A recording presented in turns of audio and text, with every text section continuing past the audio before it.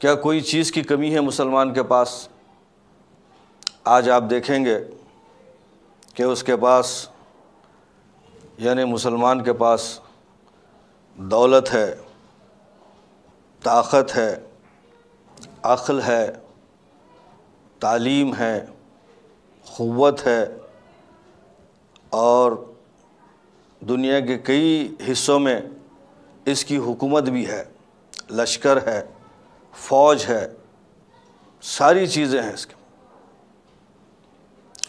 ایسی طاقت آپ پچھلے زمانے میں نہیں دیکھیں گے۔ آج کے دور میں اتنی طاقت ہے مسلمان کے پاس، اتنی دولت ہے مسلمان کے پاس، اتنے وسائل ہیں اس کے پاس، اتنے ذرائع ہیں اس کے پاس، لیکن اس کے باوجود آپ دنیا کا جائزہ لیں،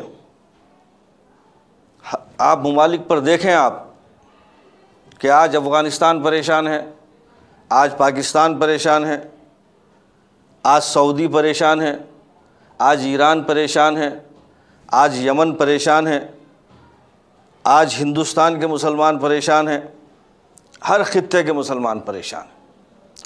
تو اس کا سبب کیا ہے آخر؟ کیا چیز اس کو پریشان کر کے رکھی؟ کوئی نہ کوئی چیز تو ہے، سبب کچھ اور ہے۔ علامہ اقبال کہتے ہیں سبب کچھ اور ہے جس کو تو خود سمجھتا ہے، زوال بندے مومن کا بے ذری سے نہیں۔ ایسا نہیں کہ اس کے پاس دولت نہیں ہے، سب کچھ ہے اس کے پاس۔ آپ دیکھیں گے کہ ہمارے پاس عالموں کی کمی نہیں ہے، مفتیوں کی کمی نہیں ہے، فاضلوں کی کمی نہیں ہے، مولویوں کی کمی نہیں ہے، تو پھر آخر کیا چیز ہے جو تم کو زوال کی طرف لے جا رہی اور تم صرف تصورات میں کھو گئے ہو اور منتظر ہو؟ جیسے علامہ اقبال کہتے ہیں تھے تو آبا وہ تمہارے ہی مگر تم کیا ہو، ہاتھ پر ہاتھ دھرے منتظر فردا ہو۔ آخر تمہاری بھی تو ذمہ داری ہے، حالات کو بدلنے کی تمہاری بھی تو ذمہ داری ہے۔ کیا تم صرف انتظار کرتے رہو گے، ایسے ہی گزرو گے، اس کی وجہ تلاش نہیں کرو گے؟ اس کا سبب کیا ہے آخر؟ کتنا زوال آ گیا ہے مسلمان کو، آج اتنا پریشان ہو گیا ہے مسلمان، اس کا سبب کیا ہے؟ اس کا سبب صرف یہ ہے کہ اس کے دل میں عشق رسول کی کمی ہو گئی، یہی ایک سبب ہے۔ جیسے دشمن قوموں کا جو پلان تھا کہ مسلمان کو کس طرح ہم جو ہے کمزور کریں، پورے دنیا کی سطح پہ مسلمان کو ہم کیسے کمزور کریں۔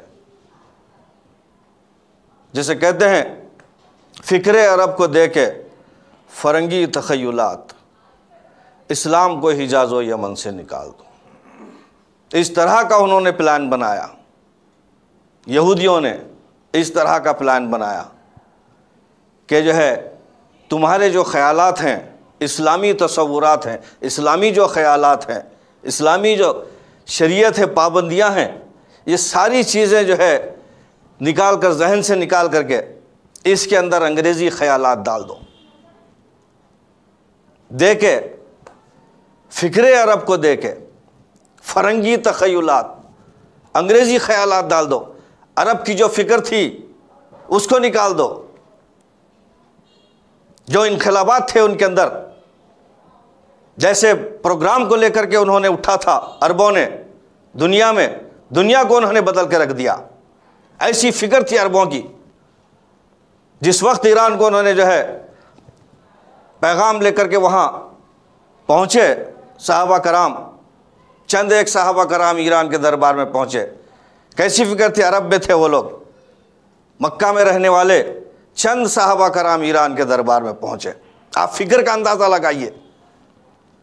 تو وہاں جا کر کے جب اسلام کو پیش کیا تو وہاں کے شہنشاہ نے، ایران کے شہنشاہ نے بڑا جو ہے تعجب کیا ان کی اس حالت پر کہ یہ معمولی لوگ آج ایران کے دربار میں آ گئے اور ہم کو اسلام سمجھا رہے ہیں، ہم کو مذہب کی تعلیم سمجھا رہے ہیں، ہم کو مذہب کی بات بتا، جبکہ ان کا کوئی نظام نہیں ہے، ان کی کوئی تہذیب نہیں ہے، ان کی کوئی حکومت نہیں ہے، ان کے پاس کوئی لشکر نہیں ہے، اور آج ہم اتنی بڑی حکومت، اتنا بڑا اقتدار، اتنی ہمارے پاس جو ہے شان و شوکت، ہم اتنے جاہ و جلال کے مالک، اور ہماری ایک تہذیب، ہمارا ایک قانون، اور ان کا کوئی ٹھاؤ ٹھکانہ نہیں، اور یہ لوگ جو ہے آج ہمارے پاس آ گئے، اسلام لے کر کے ہمارے پاس آ گئے۔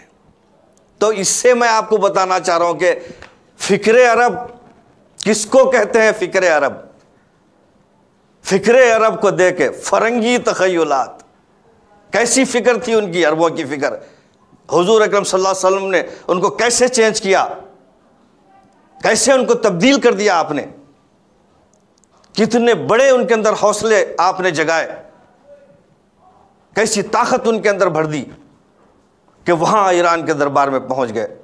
تو وہاں کا شاعر لکھتا ہے کہ جو ہے یہ زشیر شتر خوردن سو اسمار، یہ لوگ اونٹ کا دودھ پینے والے اور گھوڑ پوڑ کھانے والے، زشیر شتر خوردن سو اسمار، عرب راہ بجائے رسید اسکار، عرب اپنے کاروبار کر لیتے، اونٹ چرا لیتے، بکری چرا لیتے، بجائے یہ کاروبار کرنے کے کہ چرخے کیا را کنند آرزو، کہ انہوں نے جو ہے اس حکومت کی خواہش کی، چرخے کیا را کنند آرزو، تفو برتوے چرخے گردوں تفو، اے آسمان تجھ پر تھو ہے آج، کہ یہ کیسی گردش آ گئی ہے کہ یہ معمولی لوگ، اونٹ چرانے والے، اونٹ کا دودھ پینے والے، ایسے اتنے معمولی لوگ آج ایران کے دربار میں آ کے ہم کو ہدایت کی بات بتاتے ہیں۔ تو انہوں نے ان کو معمولی سمجھا، لیکن وہ شہنشاہوں کے شہنشاہ تھے، اعلیٰ سے بھی اعلیٰ تھے وہ لوگ، کیونکہ سرکار کی صحبت میں تھے وہ لوگ، ہر بلندی کی بلندی پر تھے وہ لوگ، اور ساری چیزیں ان کے پاس، کوئی حقیقت نہیں تھی ان کی۔ تو ایسے خیالات، فکر عرب اس کو کہتے ہیں، کہ انہوں نے جو ہے دنیا کا نقشہ بدل کے رکھ دیا۔ تھے جن کے پاس 2 گھوڑے 6 زرہیں 8 شمشیریں، پلٹ نہیں آئے تھے یہ لوگ دنیا بھر کی تقدیریں۔ کیسے خیالات ہے فکر عرب،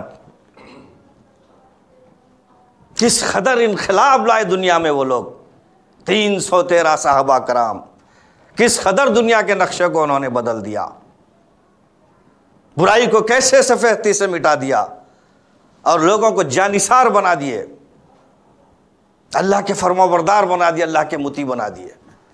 حضرت نبی کریم صلی اللہ علیہ وسلم صحابہ کرام کو ایسے جانثار بنا دیے، ایسے دنیا سے جو ہے بے تعلق کر دیے، اللہ اور رسول کی محبت ان کے دلوں میں ڈال دی، سوائے اللہ کے ان کے پاس کوئی اور بات نہیں تھی، اللہ کی مرضی پیش نظر تھی بس۔ ایسے خیالات کو کہتے ہیں فکر عرب کو دے کے فرنگی تخیلات۔ اسلام کو حجاز و یمن سے نکال دو، ابلیس کی مجلس شورا میں علامہ اقبال یہ ان کے جو ہے خیالات کو اس کلام میں انہوں نے بتایا یہ بات، کہ ان کا پلان یہ ہے، شیطانوں کا پلان ہے یہ، کہ ایسا مبارک پروگرام، ایسے مبارک خیالات عربوں کے، اس کو جو ہے تم کیا کرو کہ ان کے خیالات میں، ان کی فکر کو کیا کرو تم کہ جو ہے ان کے اندر انگریزی خیالات ڈال دو۔ آج وہی تو سب کچھ ہو رہا ہے، یہی افسوس کی بات ہے۔ سبب کیا ہے؟ یہ ہے سبب، مسلمانوں کے زوال کا سبب یہ ہے، بھلا چکے مسلمان، صحابہ کرام کے کارناموں کو بھلا دیے، ان کے قربانیوں کو بھلا دیا مسلمان، ان کی بہادری کو بھلا دیا ہے مسلمان آج، اور سینہ سپر تھے وہ لوگ، اور قرآن کے جو ہے متی تھے، قرآن پر عمل کرنے والے تھے وہ لوگ، وہ معزز تھے زمانے میں مسلمان ہو کر، اور تم خار ہوئے تاریک قرآن ہو کر۔ قرآن کو چھوڑ دیا مسلمانوں نے، صحابہ کرام کے طرز عمل کو چھوڑ دیا مسلمانوں نے، حضور اکرم صلی اللہ علیہ وسلم کی تعلیمات کو چھوڑ دیا مسلمانوں نے۔ اتنے سبب ہیں اس کے، مسلمان کے زوال کے اسباب ہیں، یہ سبب ہے کہ انہوں نے یہ تعلیمات کو جو ہے پس پشت ڈال دیا۔ اس کے بعد ساری دنیا کے مسلمان پریشان ہو گئے، ساری دنیا کے مسلمان، بظاہر ان کی حکومت ہے لیکن محکوم ہے وہ لوگ، ان کا ذہن محکوم ہے، ان کے خیالات محکوم ہیں، غلام بن چکے ہیں وہ لوگ، اپنی مرضی سے کوئی چیز اپنی مرضی سے نہیں کر سکتے، کوئی حرکت اپنی مرضی سے، اپنی حکومت میں کوئی حرکت اپنی مرضی سے نہیں کرتے۔ تو یہ حالت ہو گئی ہے مسلمانوں کی۔ سبب اس کا یہ ہے کہ عشق رسول جو ہے وہ دلوں میں کم ہو گیا ہے، مین سبب ہے اس کا، زوال کا سبب بندے مومن کا۔ اس واسطے کہ انہوں نے کس پر ڈیپینڈ کیا، کس پر انہوں نے ڈیپینڈ کیا؟ عالموں پر ڈیپینڈ کیا انہوں نے، مولویوں پر ڈیپینڈ کیا انہوں نے، ملاؤں پر ڈیپینڈ کیا انہوں نے، مفتیوں پر ڈیپینڈ کیا انہوں نے، ان کو فالو کیا انہوں نے، مولویوں کو فالو کیا۔ اس واسطے یہ حالت ہو گئی تمہاری۔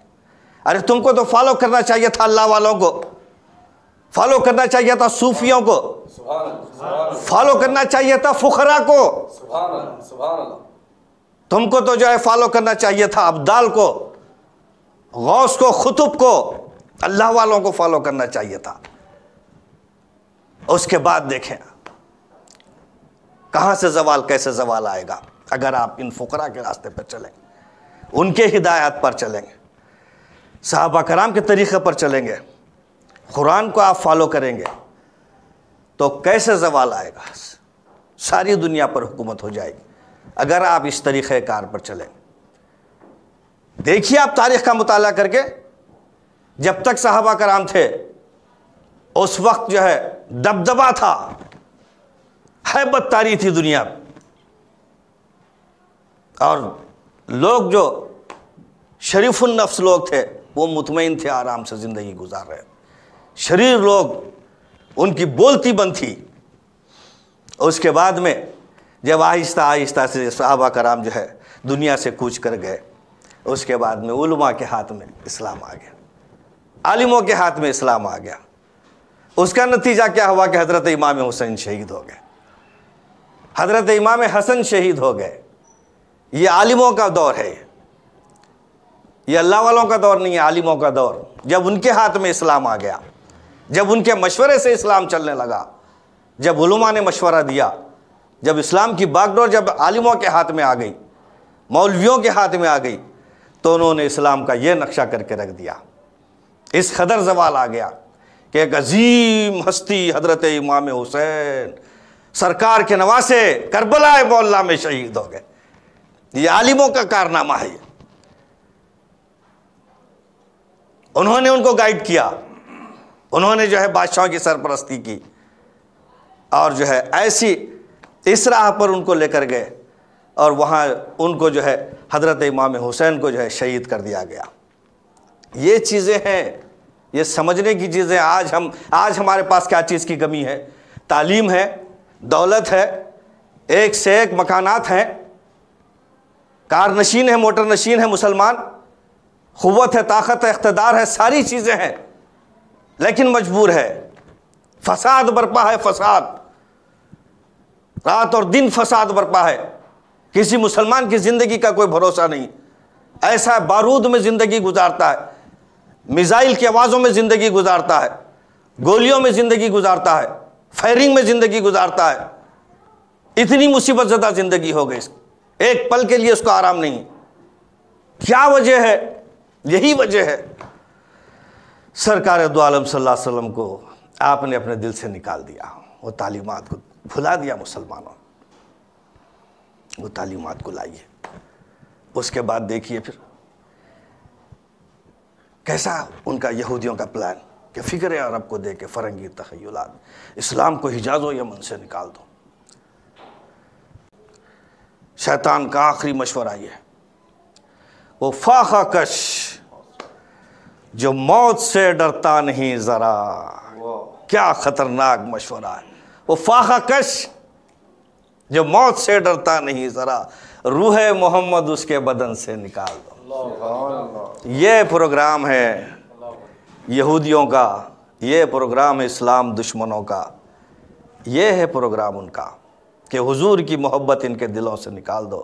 اس کے بعد یہ نماز پڑھتے رہیں گے، یہ تو روزے رکھتے رہیں گے، یہ عبادتوں میں مصروف رہیں گے، یہ تو حج کرتے رہیں گے، یہ زکوٰۃ دیتے رہیں گے، لیکن صرف ایک کام کرو کہ ان کے اندر سے، ان کے دلوں میں سے، ان کے سینوں میں سے حضور کی محبت کو نکال دو، روح محمد نکال دو سینوں میں سے. اس کے بعد چاہے نماز پڑھتے ہیں پڑھنے دو، اس کے بعد چاہے روزہ رکھتے ہیں رکھنے دو، اس کے بعد چاہے زکوٰۃ دیتے ہیں دینے دو، اس کے بعد چاہے حج کرتے ہیں کرنے دو.